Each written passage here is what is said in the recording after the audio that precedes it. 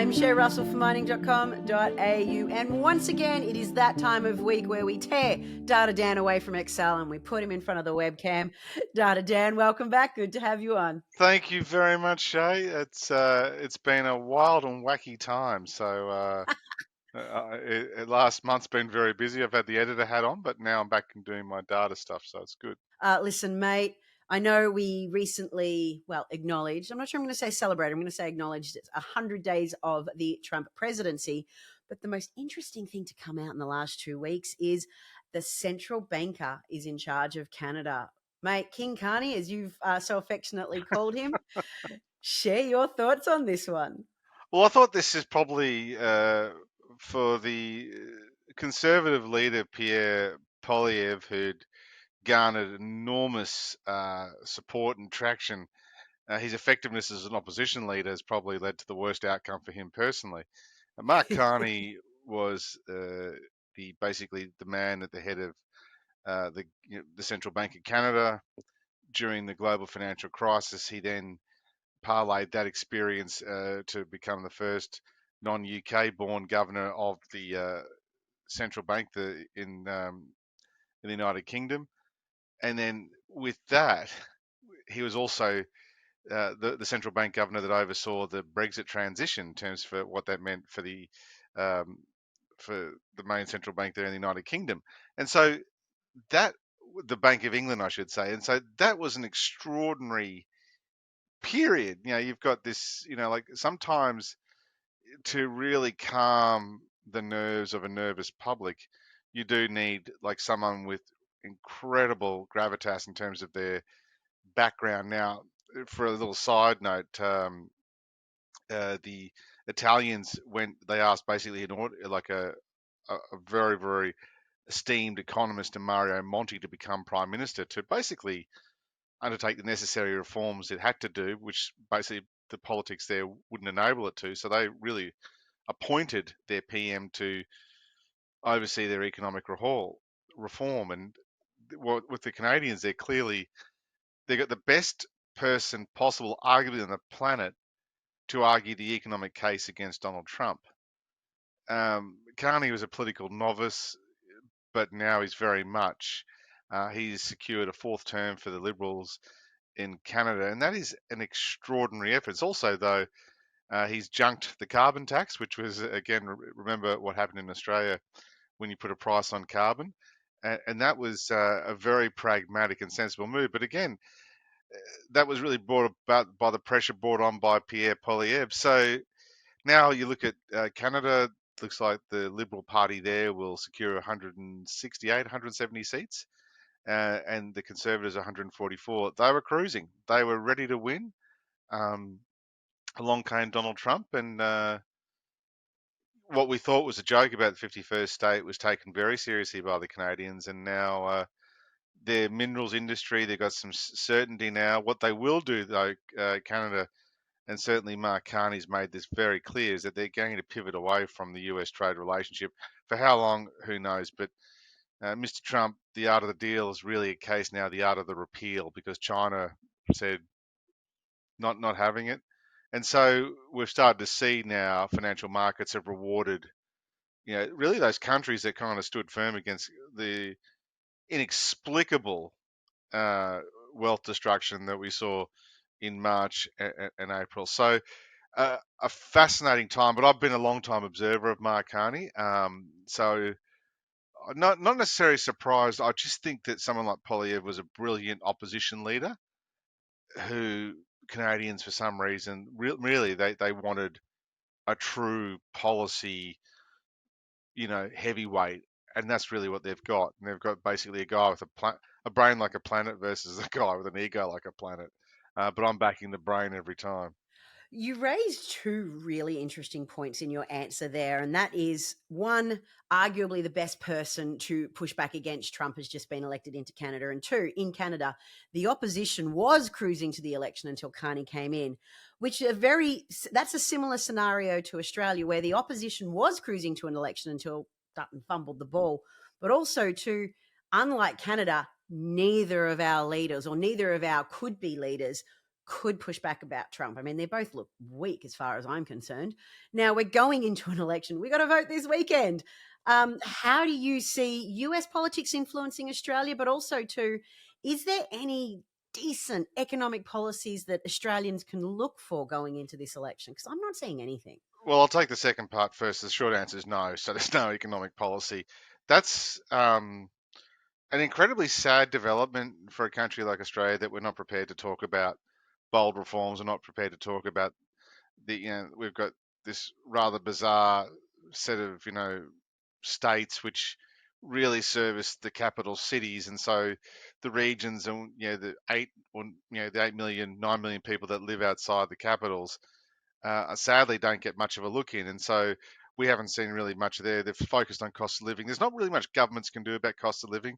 The only way you really improve affordability in anything is by competition, supply, having a people competing hard for that dollar. The truth of the matter, Australia is the land of the oligopoly, and it's a regulated oligopoly in terms of for example, um, they only kind of these regulated oligopolies for a long time was in media. You can only have a handful of TV stations and uh, several newspapers, and newspapers couldn't own TV stations and vice versa. Well, the internet basically just ignored that, and now an entire generation younger than 30 really won't trouble the scorers in terms of what it means for those traditional TV industries. But it's a classic example of what Australia is. They like only having a few players who can compete. We only like having a few cities and regions that can compete. And so, unlike America, where you've got lots of cities and lots of states, in Australia we don't have that. We're almost a slave to these institutions which we don't want to reform. And so then, of course, like these institutions we don't want to reform, they don't want to cut costs, they don't want to build capability. They tend to go after the only industries which actually do perform well, and that's resources, first and foremost. Saying, you need to pay more for the fair share. And the truth of the matter is the fair share is basically being gobbled up by the growth of government. And when you're not prepared to have that debate, to even advance that reform, and that's both sides of politics, and that's been the case really since Kevin Rudd became Prime Minister, the appetite for significant major reform, which will change and benefit the lives of Australians, is sadly kicked down the road because the vested interests don't want to change. And so, in the end, we've watched, for example, in the last 20 years, if you want to talk about, everyone talks about manufacturing, it'd be great to manufacture things. Well, the truth of the matter is it's about the eighth or ninth largest employer. In 1984 was the biggest. And so that changed the services economy. That's all well and good, but the fact is we don't have capability in the technology. We just do not have enough, programmers and those who are around. They'll be kind of hoovered up into roles which are servicing government because there's no capability within government. So the broader point being that while if you don't reform, you continue to accept a very, very expensive status quo, which only gets more and more expensive to maintain down the track. So coming back to it, the election this weekend, an election about nothing. Seinfeld will be proud. Um, the Labor Party would, if look at the polling, would probably be positioned well to, I dare say, go into a second term. It's very difficult for a first term opposition to get to the Treasury benches, but the fact is the third of Australians don't vote for major parties anymore, and if we can't have debates about the economy and what reform means, then it's more of the same, and the country deserves what they get from either side. Look, I'm going to stick with this point just for a bit, and let's get a little bit political if you want. Because at the end of the day, we talk about eroding our manufacturing base, which I'm dead against. I would love to have a thriving manufacturing sector. But at the end of the day, as people, as consumers, we're happy to buy cheap shit from Kmart. You can't have it both ways. What do we do? Where do our leaderships come from, and when do people start pushing back and saying, actually, we want a better outcome for Australians, while our behaviour suggests we actually don't? Well, the first part of it is manufacturing is not making widgets in factories. That's the first part. A lot of it, tends to be.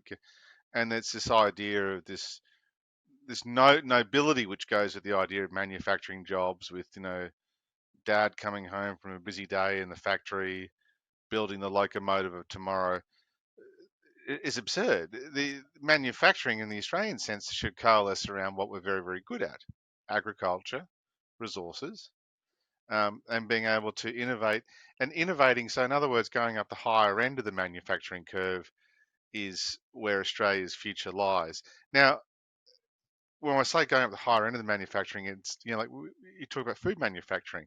So, Frosty Boy, for example, which is a dessert, they make soft serves.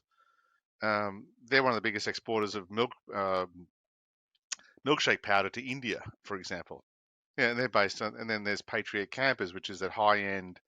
They've got things which go hook onto the back of 4-wheel drives, and that's you've got the fridges and all this type of thing.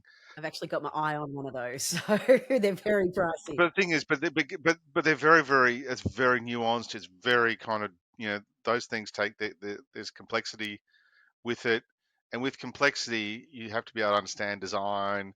Those things, you can't use cheap material, and so if you're to look at it, there's two countries in the world during the Second World War post period, Japan and Germany, which turned at manufacturing, particularly high end manufacturing. You probably put the Swiss into there as well. They turned the idea of design, innovation, complexity of effort to create simplicity of outcome as the longer term and more sustainable form of manufacturing. If it's about t-shirts, thongs, trinkets, then no, you do not want to return to that style of manufacturing in Australia. Not for a second.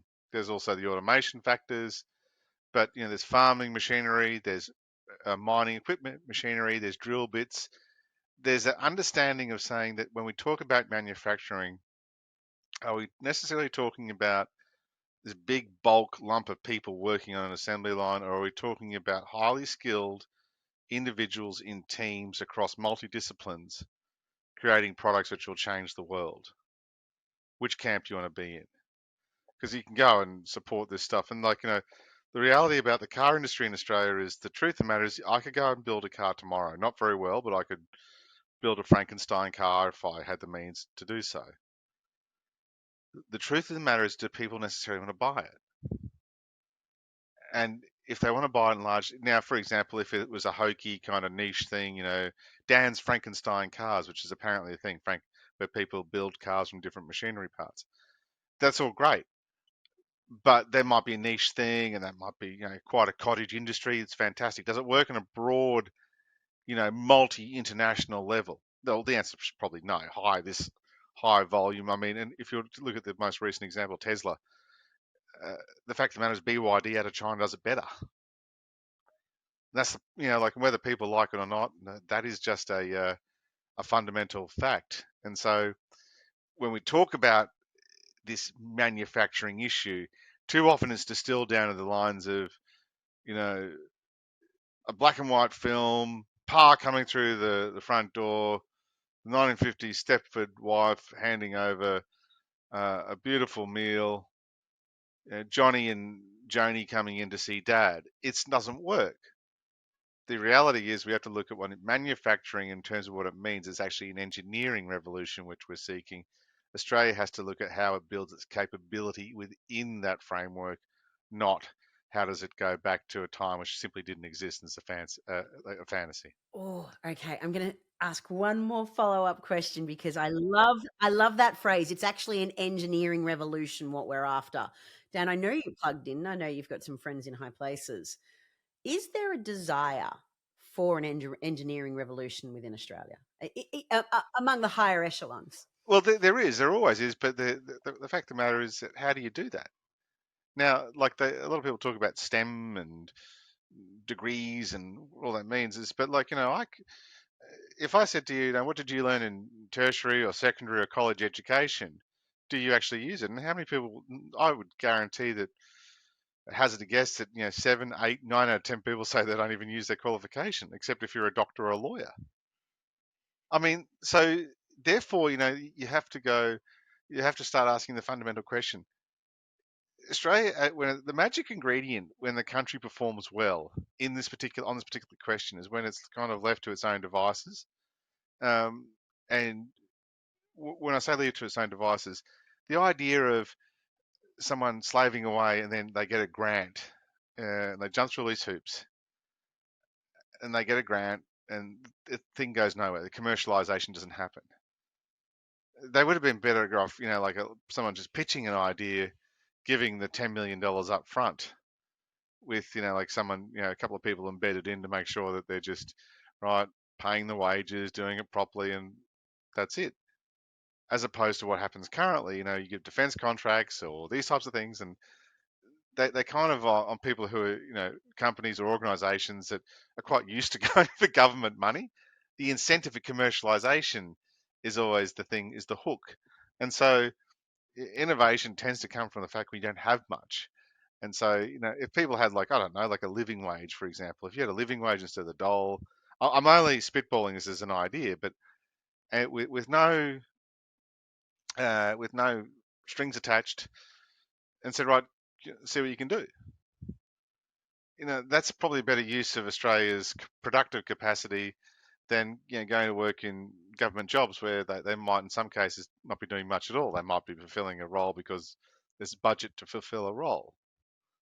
Is it the best use of the dollar? And so, if you said to somebody, like, we'll give you 100, we'll give 10 people, 10 inventors $100,000 each. So it's $1 million, right? And they've got 3 months to come up with something which is really cool. And if they come up with something really cool, we'll give them $10 million. Do you think really that Australia could actually, you might have a person capable of producing $1 billion business within that 3 month time frame? Just the ideas alone. But like when you shackle people with this idea, you have to do this and this and this and this and this. It doesn't work. CSL, for example, was a biomedical laboratory which was spun out of the federal government, and it's gone on to become this behemoth. But it goes to show what happens when you decide to kind of go, well, when you spin something out and not necessarily leave it to its own devices, but if it's well run, the product's created, innovation flows. It's an excellent point, and maybe perhaps a point to labour on after the election, um, because there has been studies done that when the cost of energy and the cost of shelter is too high, it actually suppresses innovation, which is why economies like Australia will always struggle to innovate, because these two things are just too expensive when you've got to worry about making sure that those individual needs are met first before you go away into a room and think about what cool things you could make up. But what a tragedy is a country which patented the bionic eyes, is a country where the cochlear ear plant was developed here, FPOS and Wi-Fi in its first infancy was developed in Australia, and that was because of the tyranny of distance. We had to come up with ways to be able to use near field communication. Those things were developed in this country. Uh, and it's about, like, in terms of, like farm machinery and the way that we deal with arid landscapes, the way aluminium and extraction and all these things happen, the way water use, drip feeding crops, all came from this country. And, you know, you have to have relatively affordable power. That's one thing the Albanese government has failed badly on. I mean, this pipe dream of thinking renewables can do it all. Uh, you know, what do you think is going to happen? We are at risk of running over time, but that's because I love talking to you each week, Mr. Data Dan. And speaking of data, it is time to actually move on from politics, which is the same. It's one of my favorite topics to talk about at dinner parties. It doesn't always make me popular, but it's definitely one of my favorites. CPI. Now, look, much to the bane of my existence right now, all eyes are on CPI for the wrong reasons, because everybody's jumping at shadows of what the RBA will or won't do. It's like, what did you see come out of the numbers? What jumped out at you? Because there's been a lot of excitement around it moving in, the underlying inflation moving into the RBA's target band, but you're the one with his eyes across the micro level of data here. What stood out to you? Well, it's the headline was up slightly, but I think that was really because of the rebates offered by the Queensland government as part of their electoral bribes uh, to the voter. But it was actually the core measure, so that's what the central bank looks at, the core measure. uh, that it was between, I think it was 2.9%, I think, for the weighted. And so when you have that, I mean, and the money markets are priced in like 98% chance of a rate cut, so it's a done deal. Uh, and it's also the rhetoric from the governors being, quite, open to this. If we need to see, a more of a downward moderating line effect in the overall inflation, the basket of goods, and that's certainly been a thematic. So the central bank, I think they probably could. I probably think they're 1 quarter or 1 month too late with this call. They probably could have, when the whole Trump thing was exploding, they could have really got ahead in the front foot and cut, and that really kind of would have sent a signal to global markets as well. So it's a lock, for want of a better description. So that's what, May 6th, my brother's birthday. So yeah, rate cut for my mortgage holding brother. That's his gift. That's his gift. Yeah, 25 basis points. Now, I know I'm talking to you right around the time Oz international trade data is going to be dropping, and I'm sure you're dying to get off this call to go check it out. But the figure I'm most looking forward to see is gold. I want to see if gold exports are still up. Tell me, what will you be looking for? I think I think you're referring to the import export prices, so it'll be then. You're quite right. The gold price within that was that they're actually indexes, but the commodity line index is basically been driven very much by the gold price, which we got. Yeah, it's you got to look at that at the moment, because they're really that what that governs is, again, this goes back to the election piece. When you got this elevated commodity line, that flows into government coffers.